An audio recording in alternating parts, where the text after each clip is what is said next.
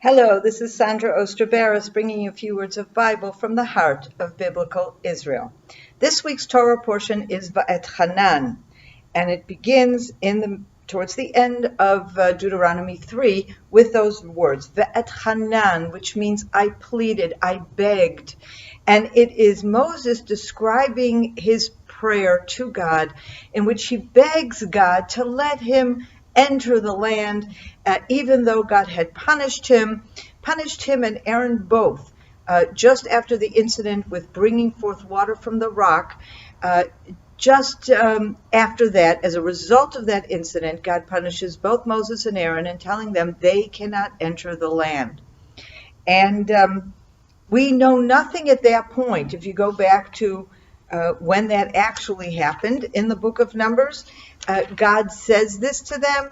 There is no begging, there is no arguing, there is complete acceptance, and nowhere afterwards, if you go through the entire book of Numbers, okay, from that point on until the end, there's no place where we learn that Moses actually prayed to God and asked him to change his mind. It says, so really we're learning about this prayer for the first time here in Deuteronomy in the context of Moses speaking to the nation and reviewing the events of the last 40 years. Now, the first verse, it says, I pleaded with the Lord at that time. And so, of course, the first question that arises is exactly what time? When did this actually happen? The verse just before this doesn't seem to be at all related. It's talking about the battles they did and how they conquered the eastern part of the land east of the Jordan, how he allocated land to Reuben and Gad and half of Manasseh. So it doesn't seem to have anything to do with what was going on then. If I go back, though, in the book of Numbers, and I tried to find a place where this could fit in, I find a place based upon what happens afterwards. Because if you see, this Torah portion begins with his pleading and his prayer. And then it says here that God answered him, okay? And God said to him in verse 27, go up to the summit. And gaze about to the west, the north, the south, and the east. And basically what we have here is God's response to this prayer is that Moses should go up to the top of this mountain, and from there he will see the land spread out before him, the land that he will not be able to enter. Okay? And it also says here, give Joshua his instructions, and imbue him with strength, for he shall go across at the head of his people, and he shall lot in the land that you may only see. So if I go back to the book of Numbers, I find a place where these two events actually occur, okay? So I have here, right after, it's in Numbers chapter 27. What has happened before this? Before this, we have had, first of all, we have had the terrible, terrible sin of the nation at Baal Peor, when the Moabites and Midianite women seduce the Israelites, and they are involved in a very disgusting, sexually motivated and just terrible, terrible pagan worship to Baal Peor in a place called, in this valley called the Shittim near Baal Peor. Okay, they have just finished that. As a result of this, there's a terrible plague. Many, many people from the nation of Israel are killed in this plague because God is angry at this activity at Baal Peor. After which there is a census, and this is going to be a census that we'll see how many people are going to go into the land of Israel, and it's a census that is after two dramatic events, of course, after an entire generation has died, and then more recently after these people have been killed in the plague. Okay, right after that census, we have the question of the inheritance of the daughters of Zelophehad, which is very connected to the census. The whole point of the census is to see how many people are in each tribe, and that prepares them to which land they will each get, and therefore it is at that point that the issue of the daughters inheriting becomes very relevant. Okay? Right after that, you have here, the Lord said, and this is in Numbers 27, verse 12. The Lord said to Moses, ascend these heights of Abarim and view the land that I have given to the Israelite people. When you have seen it, you too shall be gathered to your kin, just as your brother Aaron was. For in the wilderness of Sin, when the community was contentious, you disobeyed my command to uphold my sanctity in their sight by means of the water. Those are the waters of Meribah Kadesh in the wilderness of Sin. Okay? So here we have God telling him to go up on the mountain. Just followed by, we have a conversation between Moses and God where Moses says, I'm going to be dying. You need to appoint a leader. And at the end of this, and then God's response is appoint Joshua.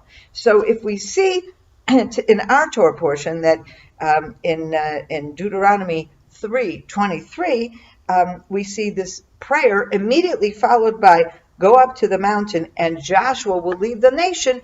It makes sense that the actual prayer happened right here, right before this time. So then, of course, we beg the question, if that's when it happened, why isn't it mentioned there? And I think that the answer to that really has to do with the whole purpose of the book of Deuteronomy. Deuteronomy is Moses' own reflections as he personally gives messages to the nation before he dies and before they enter the land of Israel.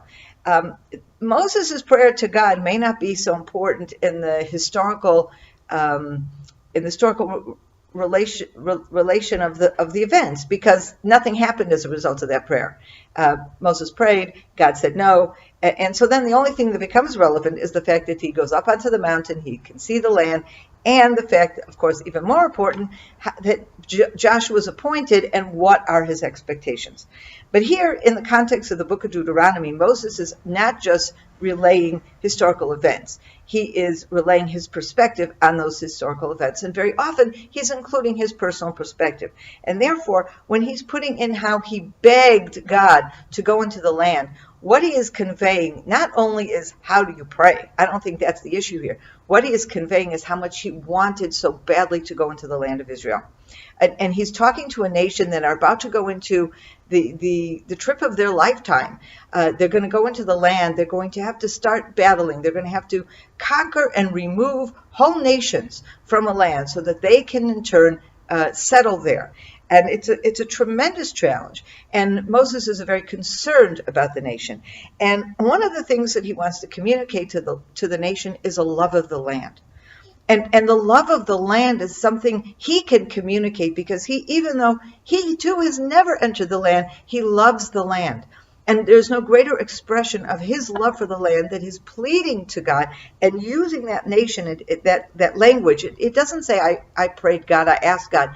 It says, I pleaded before God. It's in a very, very powerful language that indicates how badly he wanted to go into the land of Israel because he so loved the land. And he so wanted to be a part of the nation of Israel settling the land. And that is a message that is very, very important for Moses to convey.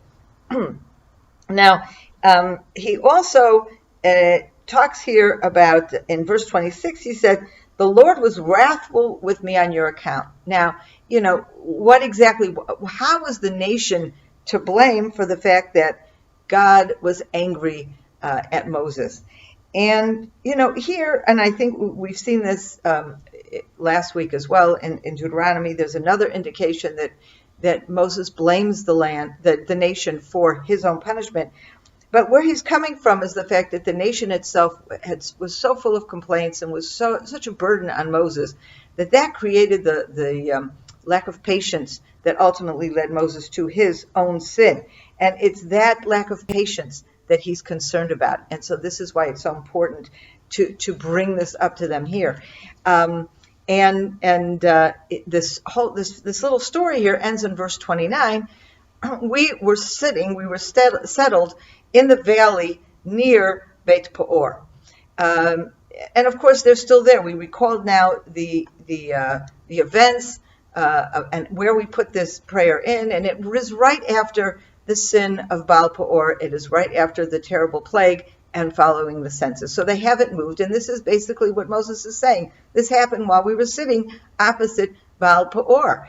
And And why does he need to mention Baal Peor? And I think this is a brilliant introduction to what we will see beginning in chapter 4, when Moses now turns away from the historical recollections and goes forward to how they need to obey God and the commandments. And most important, what we're going to see throughout the book of Deuteronomy is Moses warning the nation against idolatry, against picking up the terrible habits of the nations of Canaan. And this is a reminder. Remember what happened when we sat opposite Baal Peor, the terrible influence that caused you, the nation of Israel, to sin. Remember that, because that's something that you must remember as you enter the land of Israel. Have a wonderful weekend. Shabbat Shalom. I hope you enjoyed that video, and we'd like to be sure you're getting all of our video content. So just click on the subscribe button below, as well as on the notification bell, and that way you will have easy access to all our material. We look forward to staying in touch with you. God bless you, and have a wonderful day.